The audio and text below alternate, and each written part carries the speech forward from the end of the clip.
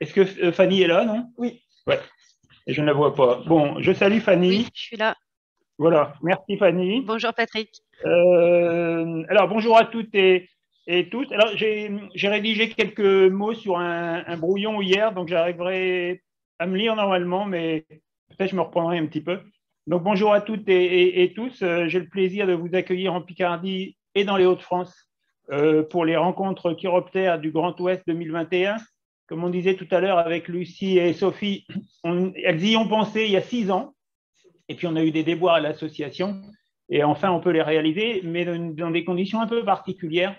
Donc on se promet quand même de les réorganiser en Picardie, tous ensemble, sous le même toit. J'ai aussi le plaisir de remercier de sa présence en visio Fanny Philippa de la DREAL Hauts-de-France, que nous connaissons bien à Picardie Nature. Alors, un jour, vous avez décidé, tous et tous, de vous intéresser à de drôles de bestioles, souvent de petite taille, qui s'agitent quand nos concitoyens dorment, sans imaginer un seul instant dans leurs rêves comment elles occupent l'espace aérien en ville comme à la campagne, dans les bâtiments comme dans la nature, au beau milieu des bois ou le long des haies. Votre engagement pour mieux connaître les chiroptères qui peuplent nos régions est remarquable, et ces rencontres annuelles en est une illustration. Vos prospections dans le monde vivant de la nuit permettent progressivement de susciter la curiosité de la population pour des animaux qui sont encore méconnus et d'inciter les porteurs de projets à prendre en compte les chiroptères et leurs habitats dans les aménagements. Cette connaissance acquise chaque année et présentée aujourd'hui et demain ne doit pas faire oublier le fort impact des activités humaines sur les populations de plusieurs espèces de chauves-souris dans nos régions. Picardie Nature souscrit sans réserve à l'action initiée par le groupe mammalogique breton pour nous mobiliser pour une réelle prise en compte de ces espèces dans la politique de développement de l'éolien terrestre mise en œuvre par les préfets dans nos régions, dans nos départements. Je partage entièrement vos inquiétudes et le contexte du département de la Somme, avec environ 900 morts installés et un repowering qui a débuté, n'incite guère à l'optimisme.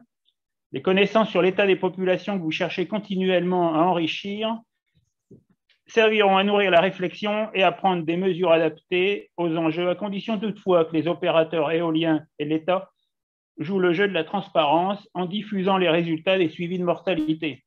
Sans vouloir mettre en difficulté Fanny, qui représente la DREAL Hauts-de-France aujourd'hui, les DREAL ont toujours soutenu les associations comme les nôtres. Il est quand même étonnant de constater que les obligations de bridage ne font pas l'objet de contrôles systématiques des inspecteurs ICPE et que la doctrine sur le repowering, qui doit être établie par les services de l'État, dans le département de la Somme notamment, ne sont pas encore rédigées et diffusées. Fanny, on peut vous aider à écrire cette doctrine si ça vous intéresse. Ce n'est pas très compliqué. Il suffit de reprendre le dossier de presse qui a été rédigé il y a quelques semaines par les associations du Grand Ouest. Je terminerai ce petit mot d'accueil sur un sujet qui figure au programme de ces rencontres chiroptères du Grand Ouest 2021, celui sur les trams noirs, pour vous dire que Picardie Nature a adhéré récemment à un établissement public qui s'appelle la Fédération départementale de l'énergie de la Somme. Dans chaque département, une FDE existe et la FDE de la Somme gère l'éclairage public de 399 communes, soit précisément 45 857 éclairages qu'on pourrait éteindre la nuit. Et donc, moi, je vous invite fortement à investir ces fédérations départementales de l'énergie pour promouvoir l'extinction des lumières dans les villages de vos départements. Voilà, investissez donc les FDE, c'est le petit mot de la fin et je vous souhaite de bonnes journées aujourd'hui et demain.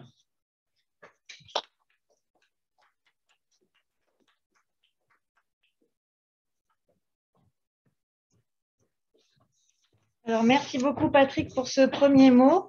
On va enchaîner avec Vincent Coé. Vincent, si tu peux activer ton micro. Oui, bon. Bonjour. Bonjour. Donc, Vincent, tu es vice-président de la coordination mammalogique du nord de la France. Bonjour, vous m'entendez bien? Oui, super.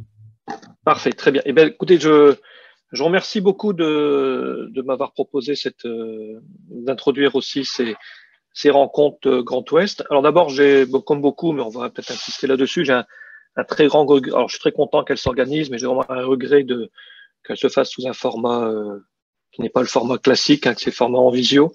La richesse des rencontres aussi, c'est justement ces échanges qu'on peut avoir entre les interventions, les fameuses soirées qu'on peut partager avec une forte convivialité. On aurait été très heureux de vous montrer et de confirmer notre réputation en termes de gens du Nord pour la qualité de notre accueil et de pouvoir partager nos bonnes bières, tant picardes que nordistes, mais ce sera pour une prochaine fois. Alors effectivement, donc moi je suis le vice-président de la coordination mammalogique, donc c'est l'association qui s'occupe des mammifères sauvages sur le Nord-Pas-de-Calais, et donc on travaille effectivement depuis plus de 25 ans sur l'étude et la protection des chauves-souris. On verra au cours de ces rencontres, il reste encore de très nombreux enjeux. Je remercie Patrick d'avoir déjà présenté les principaux enjeux, notamment cette problématique éolienne, et d'avoir rappelé aussi la qualité et l'importance du communiqué de presse qui a été rédigé, sur lequel on souscrit complètement, on adhère complètement par nos collègues et amis de toute la façade Grand Ouest. Et enfin, il y a d'autres aspects aussi que je souhaite qu'on va développer au cours de ces rencontres. Je pense qu'il y a je suis surpris, moi, depuis les lancements de ces rencontres, du nombre de participants. Je crois que là, j'ai vu tout à l'heure qu'on était au moins on arrive à 89, donc c'est quand même pas mal du tout. Et donc aussi de l'intérêt croissant, et donc on peut s'en réjouir, pour l'étude de la préservation des chauves-souris. Je félicite pour ça aussi les services de l'État et les services de la SFEPM avec la mise en place des plans d'action Chiroptère, qui nous permettent vraiment de développer de nombreuses actions. Mais il y a encore de fortes problématiques qui restent à régler, et je pense qu'elles seront présentées au cours de ces rencontres. Je pense notamment aux études d'impact. On a vu le problème éolien, on en a parlé aussi, on en parlera avec une belle table ronde sur la trame verte, la trame noire, mais aussi les problèmes de protection de sites. Et enfin, donc là, nous partons maintenant depuis quelques années déjà avec les nouvelles régions, et donc ça nous permet aussi de développer des partenariats avec nos nouveaux partenaires régionaux, notamment sur le versant Picard. Je suis très heureux aussi en train de développer un très beau projet d'atlas des mammifères communs, dans lequel les chauves-souris auront une part importante. Et enfin, je voudrais notamment remercier, alors nous sommes co-organisateurs, mais on peut vraiment souligner que la force vive de l'organisation, et je tiens vraiment à les remercier, c'est toute l'équipe de Picardie Nature, avec notamment cette délégation féminine importante avec mes 4 contacts féminins que je peux citer, Isor, Vicky, Lucie, Sophie, et plus l'ensemble de l'équipe qui ont fait un travail formidable d'organisation et de préparation de ces rencontres pour essayer de les rendre, malgré la distance de visio, les plus conviviales possibles. J'espère que c'est ce qu'on va découvrir au cours de ces 2 jours. Et juste pour terminer, je voudrais avoir une petite pensée, une grosse pensée même pour un grand naturaliste du Nord-Pas-de-Calais qui vient de nous quitter cette semaine, qui était Jean-Charles Tombal, qui était un membre très très actif du groupe Ornithologique Nord, et à qui on doit aussi beaucoup sur la connaissance de la faune régionale, et donc j'ai une pensée pour lui, et donc j'avais pas mal échangé aussi avec lui parce qu'il s'intéressait aussi à ça sur les chauves-souris. Donc voilà, donc je pense à lui en ce jour, et cette funéraille c'était hier. Voilà. Écoutez, je vous souhaite donc à toutes et à tous de très bonnes rencontres. N'hésitez pas à pouvoir échanger. Alors je sais que c'est pas le meilleur outil par la visio, mais je vois qu'il y a la petite bande sur le côté de discussion qui est aussi riche pour ça. Bonne rencontre à toutes, et puis au plaisir de se revoir vraiment de visu dès que possible.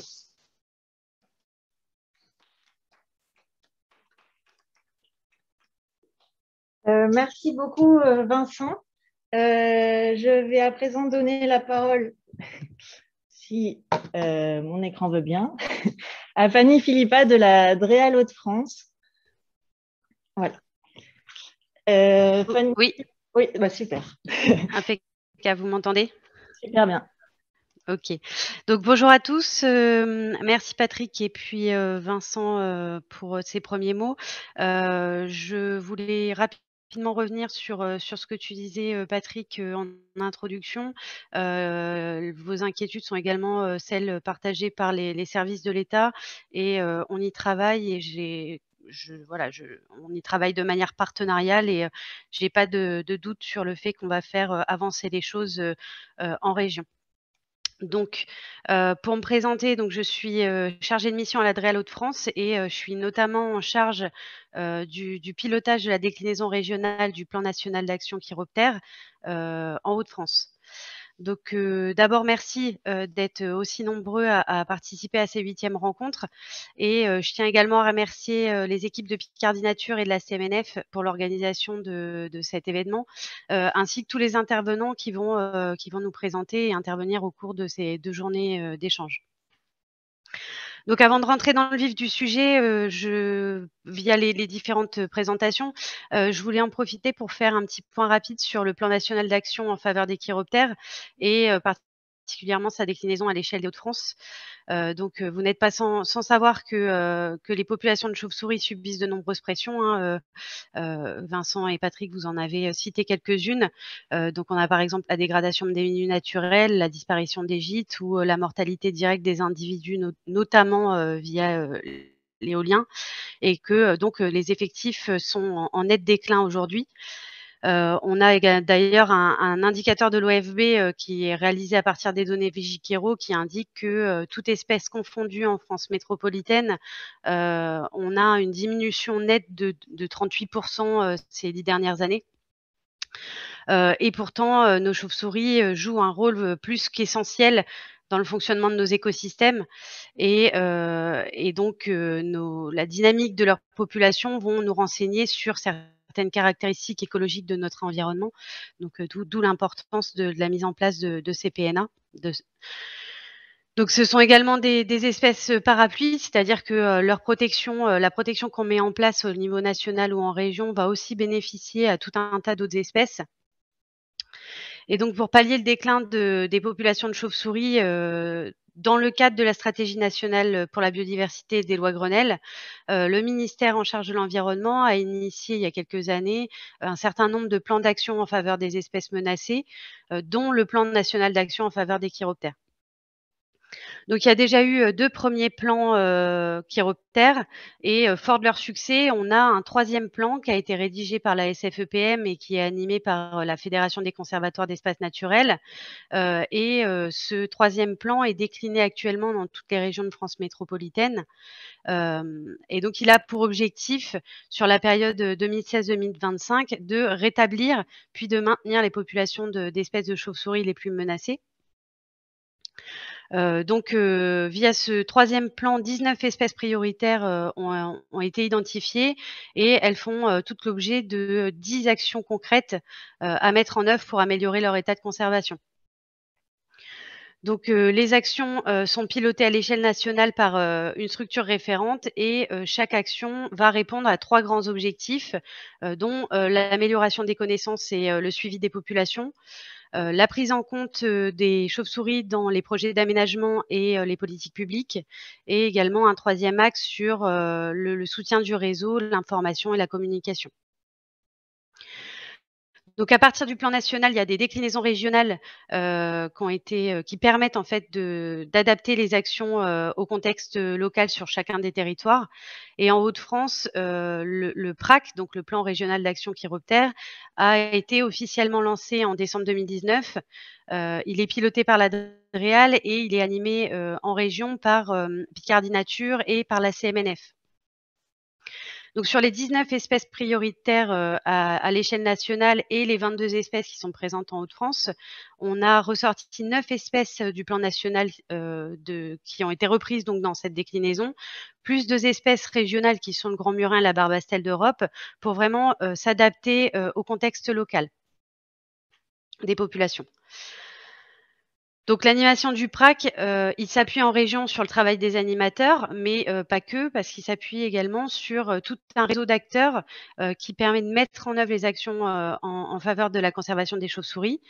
Et donc vous aurez un aperçu au cours de ces 2 journées un peu des actions qui sont menées en région.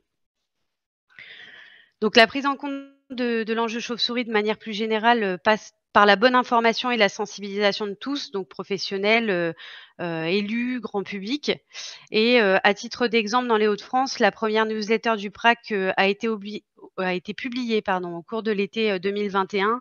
Et on a également une plaquette sur des chiffres clés des espèces du PNA présentes en Hauts-de-France qui a également été éditée en 2020.